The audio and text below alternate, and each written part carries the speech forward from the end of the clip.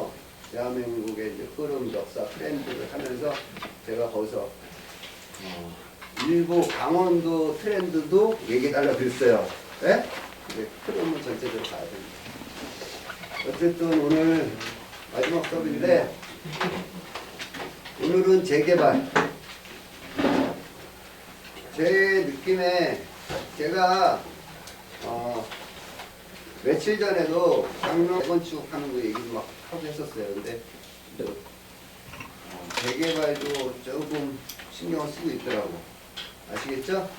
재개발에서 연출해서 오늘은 한국열린사회자께서 재개발 재건축 전담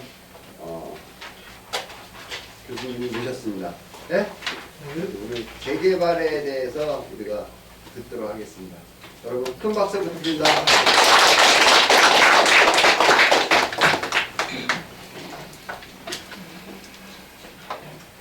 잘생겼죠? 네.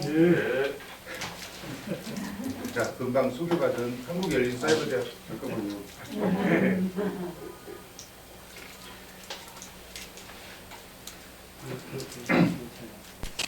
마이크? 네, 마이크. 자, 시작하겠습니다. 한국열린사이버대학교에서 재개발 재건축을 강의하는 최윤성이라고 합니다.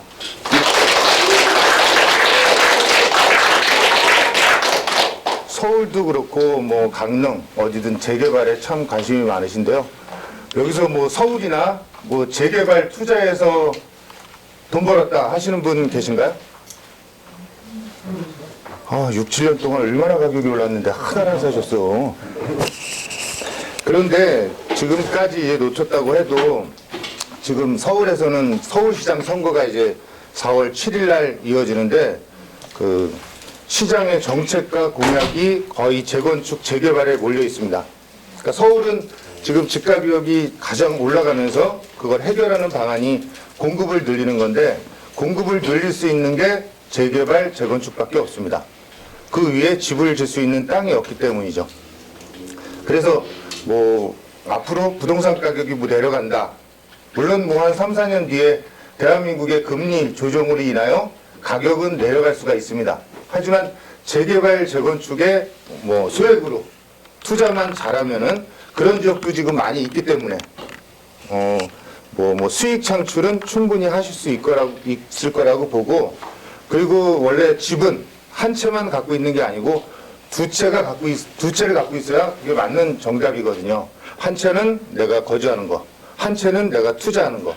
그런데 물론 돈이 많아서 강남이라든지 뭐 용산이라든지 성수동 이렇게 부자들 사는데 매매 가격 올라가는 건 당연하겠지만 이거 너무 비싸서 우리가 엄두를 못 내죠.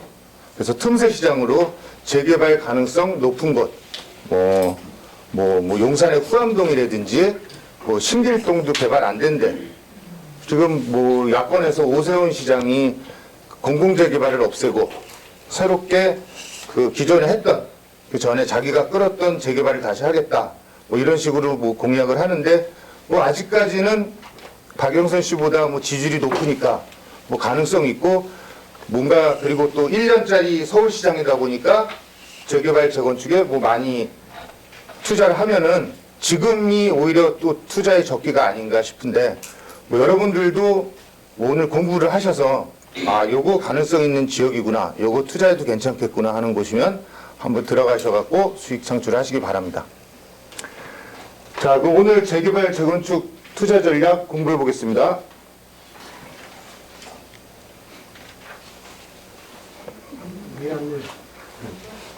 이거 왜 이래? 시로가 여기 없는 거 아니에요? 네? 시로가 여기 배터리가 없나요? 여기 누르라 그랬는데.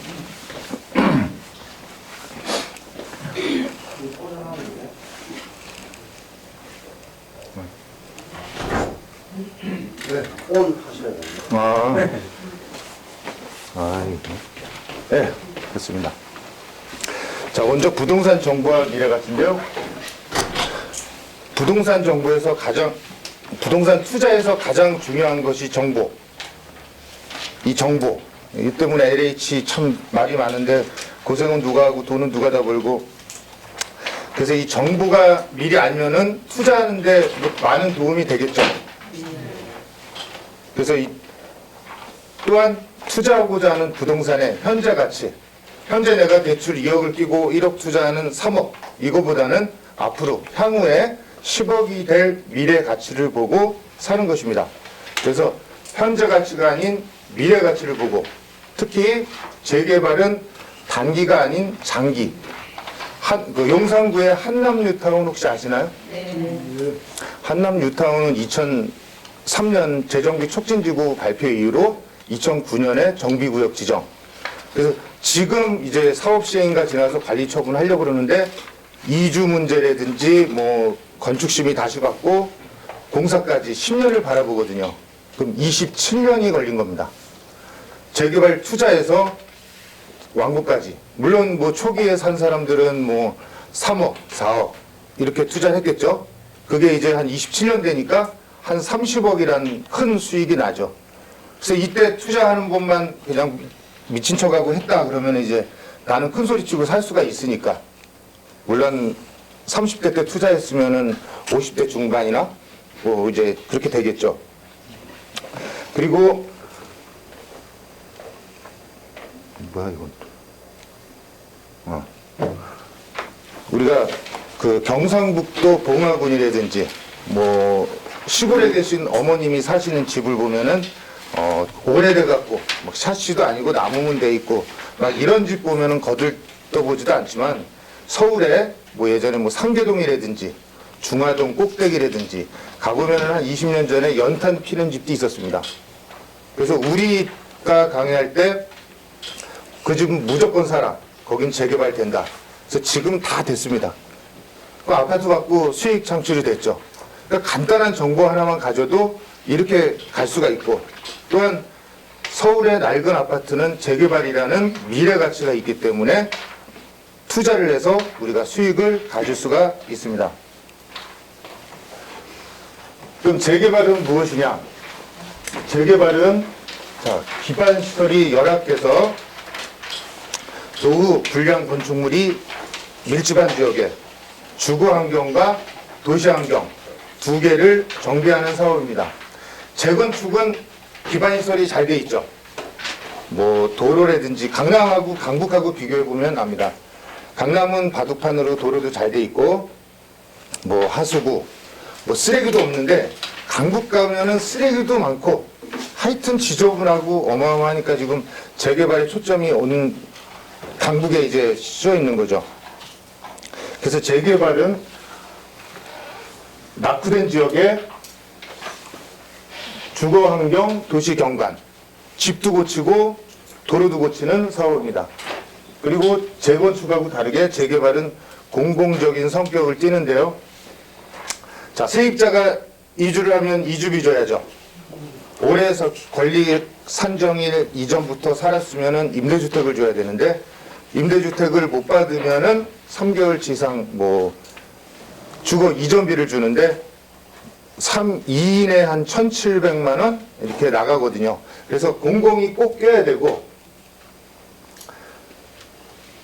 그 상가 같은 경우도 이제 임대 그 권리금을 줬기 때문에 이사 갈 때는 그 줘야 되는데 그게 이제 개인적으로는 안 되고 공공이 껴야 가능하기 때문에 공적 사업이다 이렇게 얘기하고 있습니다.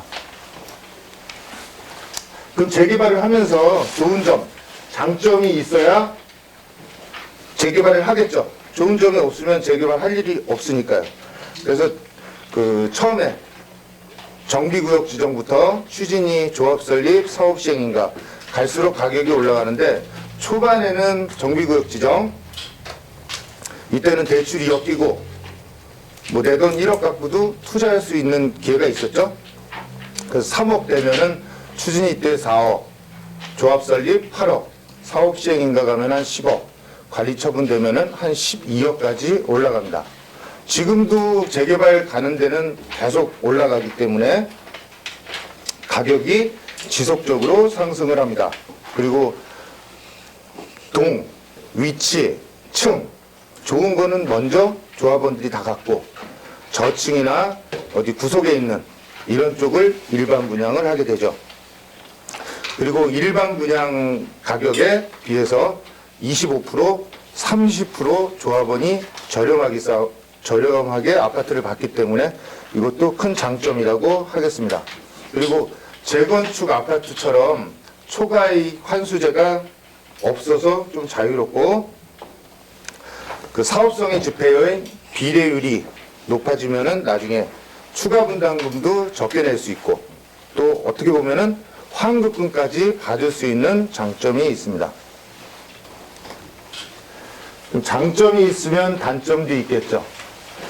그래서 개발이 절차가 진행될수록 그 자금은 좀 더 많이 필요하고 그리고 투자 금액은 얘기 드렸듯이 단기가 아닌 10년, 20년까지 보기 때문에 투자 금액은 장기간 묶일 수가 있습니다.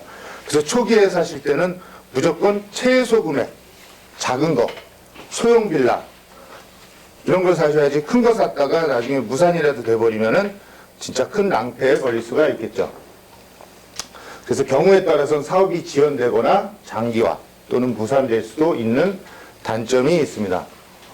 그리고 투기과열지구 투기지역에서는 전매 제한 5년간 팔지 못하고 거주하고서는 팔아야 된다. 이런 단점이 있습니다. 그럼 재개발의 절차는 뭐 단기가 아닌 장기로 간다는데 어떤 절차가 이루어지는지 자 먼저 사업 준비 단계에서 정비기본계획 수립 단계, 정비구역 지정 단계, 추진위원회 설립 단계가 있습니다. 그래서 사업 시행 단계는 조합 설립 인가, 사업 시행 인가 단계, 관리처분 계획 단계에서는 조합원 분양 신청, 관리처분 계획 인가, 이주 및 철거. 자, 여기까지 오면 거의 다 된 거죠. 여기서 관리처분 계획 단계 오면은 사람들이 아 이제 거의 다 됐구나. 이제 뭐 아파트 해서 뭐 2, 3년이면 들어가겠다 하는데 요즘에 특히 이제 민주화가 많이 되다 보니까 이 이주가 꽤 오래 걸립니다. 지금 뭐 장이동에 사랑교회도 지금 2년간 안 나가갖고 피해를 많이 주는 게 그만큼 금융 비용이 많이 들어가거든요. 그게 다 조합원들 그 추가 분담금으로 더 내는 것이기 때문에 이주 문제 때문에 이제 관리 처분에서 꽤 애를 먹고 그리고 사업 완료 단계에서는 뭐 착공 들어가서 입주 분양 조합 해산하고 청산하면서 마무리가 됩니다. 그럼 좀 더 자세하게 자 처음에 기본계획 수립 단계에서 자 이때는 그 아까 얘기 드렸듯이 집 앞에 연탄이 한 장 있다 뭐 2장 있다 그러면은 아무것도 지금 수립된 건 아니거든요. 가능성만 있다. 이때 매수하려고 들어가면 이게 묻지마 투자가 되거든요.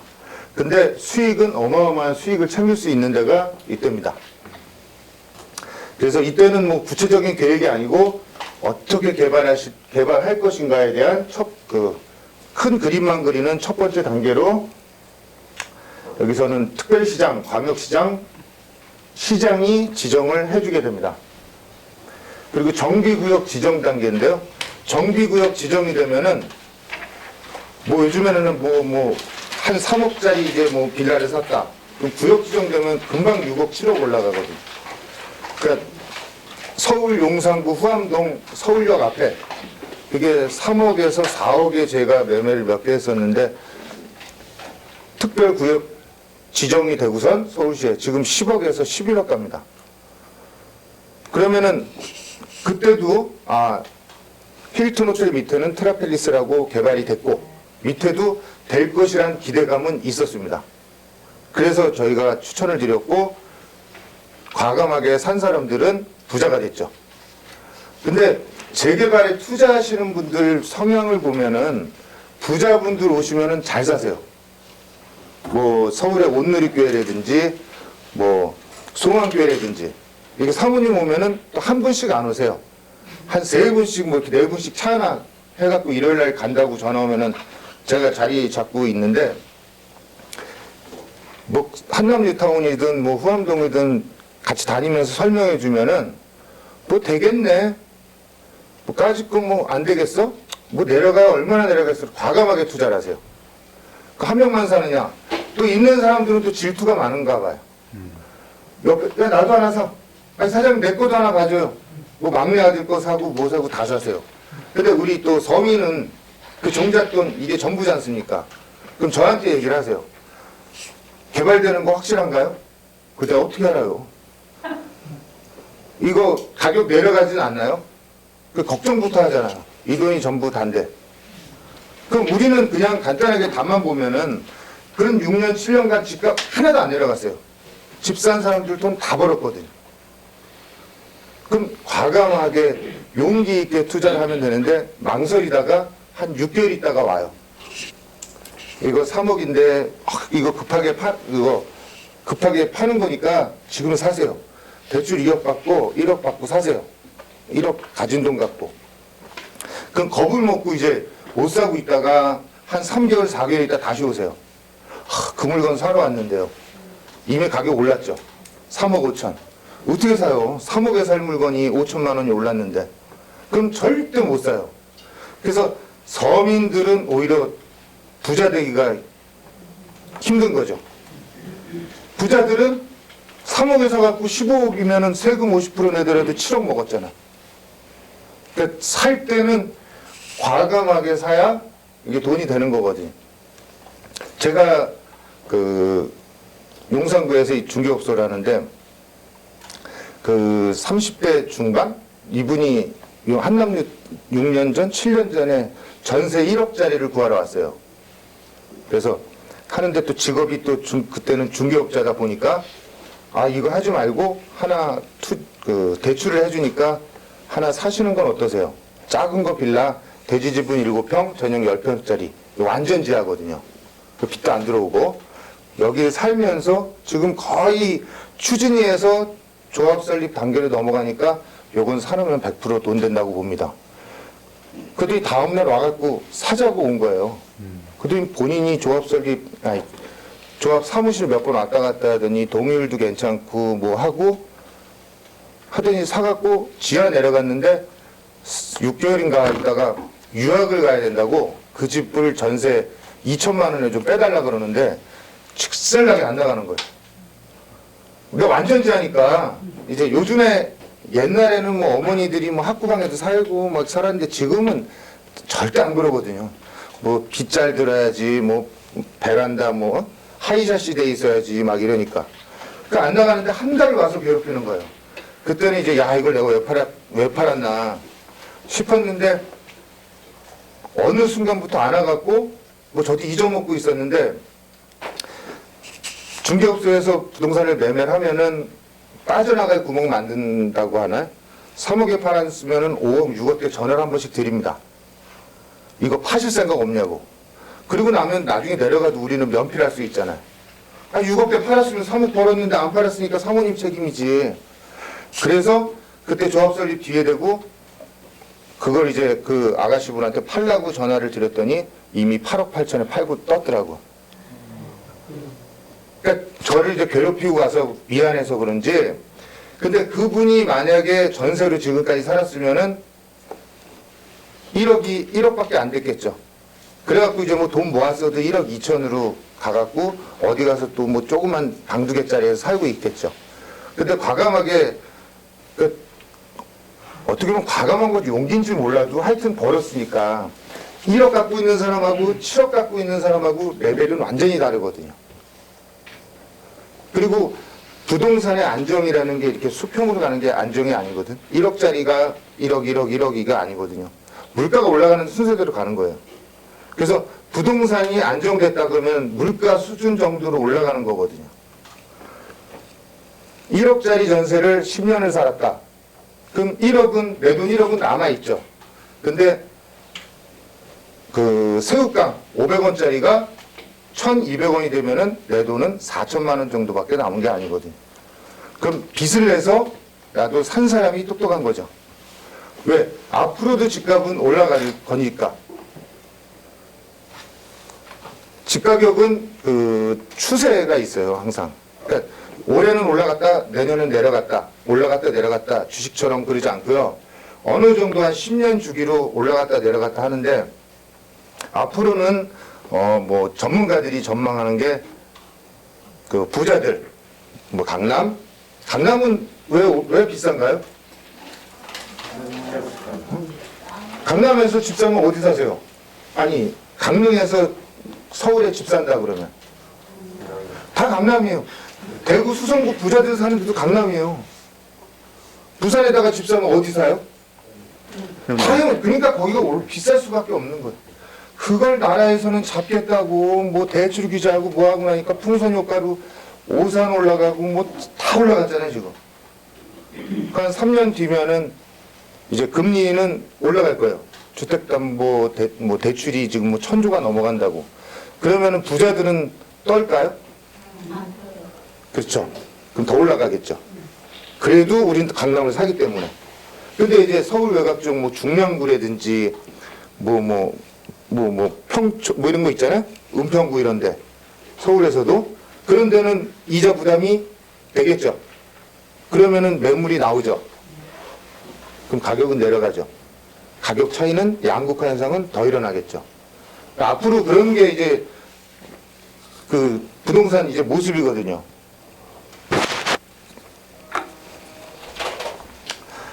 자, 다시 돌아와서 자, 정비구역 지정은 그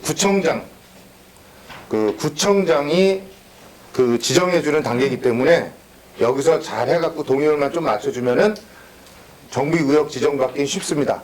이것도 서울에서는 자기 집 팔려고 일부러 동의서 걷어갖고 정비구역 지정받고 비싸게 팔고 뜨는 데도 있어요. 그래서 서울에서는 웬만한 데는 추진위원회 설립이 다 해놓고 있어요. 집값 올리려고 자기네 동네. 그래서 정비구역 단계에서는 큰 매물보다는 작은 매물. 그러니까 지금도 서울에 뭐 신길동이라든지 저기 후암동이라든지 많습니다. 아직은. 지금 그 전에 이제 시장분이 많이 죽여놨기 때문에 해제시키고 그런 데가 많기 때문에 소형 빌라 그 전세 끼고 한 1억 5천 투자할 수 있는데 이런 데도 괜찮고 아무튼 큰 거보다는 작은 거로 투자해라.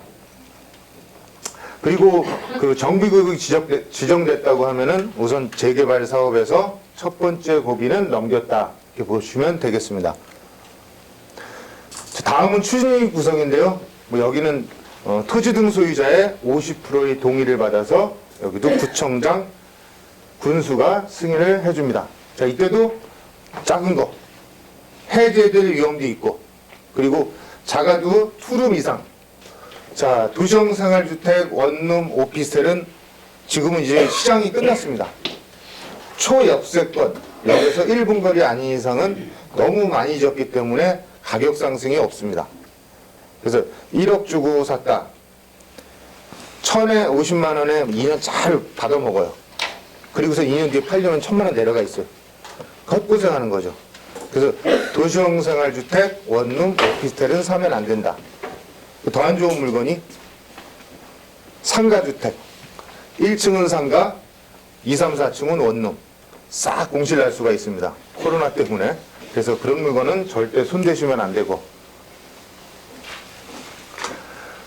다음은 조합설립 인가인데요. 재개발 사업에서 조합설립 인가가 낮다. 그러면은 이때는 이제 투자해도 되겠구나. 해제될 확률이 많이 떨어졌구나. 그래서 그 위험 부담, 리스크가 많이 감소하는 때인데요. 토지 등 소유자 4분의 3 이상, 75% 이상 및 토지 소유자 50% 이상의 동의를 얻어서 시장에게 조합 설립 인가 신청을 한다. 이 시장이 해주죠. 구청장이 아니고. 그래서 조합 설립 인가를 받기가 굉장히 어렵습니다. 구청이 해주면 구청장 나오려고 뭐라도 해주려고 막 하는데 시장은 좀 깐깐하거든. 그래서 조합 설립 인가를 받았으면은 이제 해제는 안 되겠구나. 서울시에서도 인정을 해줬기 때문에. 그래서 안전하게 투자할 시기이기 때문에 거래가 제일 활발한 시대.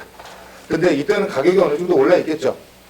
차라리 내가 촉이 있거나 투자 자금이 작거나 하면은 초기 때 정비구역 지정되고 주변도 좀 돌아보고 여기도 낡고 특히 이사 가려고 하는데 이삿짐 차가 집 앞까지 못 들어간다. 이런 곳이 많다. 그럼 접도율이 낮아서 이런 곳은 100% 됩니다. 구르마 끌고 이사 다녀야 되거든. 그리고 또 골목이 작다 그러면 또 쓰레기들이 많고. 왜? 이런 곳을 새로 져갖고 집 숫자를 늘려야 우리나라 집값이 안정이 되니까 그런 곳은 된다고 볼 수가 있겠죠. 자, 다음은 사업 시행 인가인데요. 사업 시행 인가는 이때는 가격이 최고가로 올라갑니다. 사업 시행 인가 넘어가면은 시공사 선정하고 관리처분이 넘어가기 때문에 사업 시행 인가 되면은 거의 다 됐다고 보기 때문에 그 사업 시행 인가 때는 그 정비구역 때 대충 우리가 그 조합원들 만나면은 동의서 받으러 다니잖아요. 처음에 정비구역 추진이 50% 하기 위해서. 그럼 동의서를 받으러 다니면은 좀 뻥을 쳐야 돼요. 30층까지 올리고 30평 갖고 계시니까 아파트 30평 드립니다. 그러면은 그 믿고 우선 동의서 써주잖아요. 처음에 동의서 쓸 때 우리 20층밖에 안 돼요. 15층밖에 안 돼요. 그러면 뭐 일반 분양도 없고 사업도 안 좋고 안 할래요 그러잖아요. 그러니까 처음에 정비구역 단계에서는 조금 좀 거품을 껴갖고 막 얘기를 하거든요. 그걸 이제 나이 드신 분들은 끝까지 가요. 우리 집은 30평 그냥 받아. 우리 집은 그냥 이러신 분들 많으세요. 그게 이때 얘기 들은 거거든요. 근데 사업시행 인가 전에 건축심의를 봤는데 이때 그 대지의 면적이래, 아파트 짓는 대지의 면적이라든지 몇 층까지 올라간다는지가 나옵니다. 한남 뉴타운도 30평을 목표로 했는데 지금 22층까지밖에 못 올리거든. 그래서 일반 분양이 그렇게 많지도 않고, 그래서 정비구역 때 대강 얘기했다고, 대강 동의서 받기 위해서 얘기했다고 하면은 사업시행인가에서는 이를 구체해서 정확하게 표로 나타나게 됩니다. 그리고 사업시행인가 때는 가격이 너무 많이 올랐기 때문에 투자를 목적으로 해서 들어오는 사람은 거의 없고, 내가 실거주하려고 뭐 10억, 12억 이렇게 사야 되니까 내가 5년 뒤, 7년 뒤에 이 아파트 가서 내가 살 거다 생각해서 들어오게 됩니다. 그런데 사업시행 인가 때 자, 이제 거의 다 됐고 빨리 됐으니까 비싼 금액으로 매수를 하게 되면은 관리처분 계획 때 예상보다 감정평가 금액이 작게 나올 수가 있습니다. 그러면 12억 주고 30평 아파트를 가려고 내가 매수를 했는데 30평을 못 가고 20평 갔다 그러면은 낭패겠죠. 12억 다 주고 앞으로 6년, 7년간 공사하냐고 나는 12억 썩혀 있는데. 그래서 차라리 사업시행 인가 때 가격이 많이 올라서 비싸게 됐다. 그러면 차라리 1억이든 2억이든 더 주고 층, 평, 뭐 한강뷰가 나오는지 남산뷰가 나오는지 그거 보고 사시는 게 나중에 프리미엄 계산하면 수익이 훨씬 높습니다. 사업시행 인가 때 아직 분양 신청 안 했잖아요.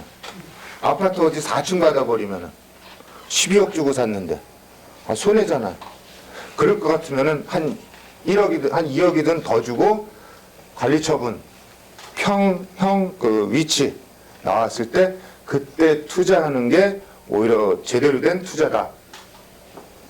맞나요? 그리고 관리처분 계획 단계는 이제 재개발 사업의 꽃 단계인데요. 자, 조합원 분양가, 그리고 그 총 추가 분담금이 어느 정도까지 나올지 계략적으로 나옵니다.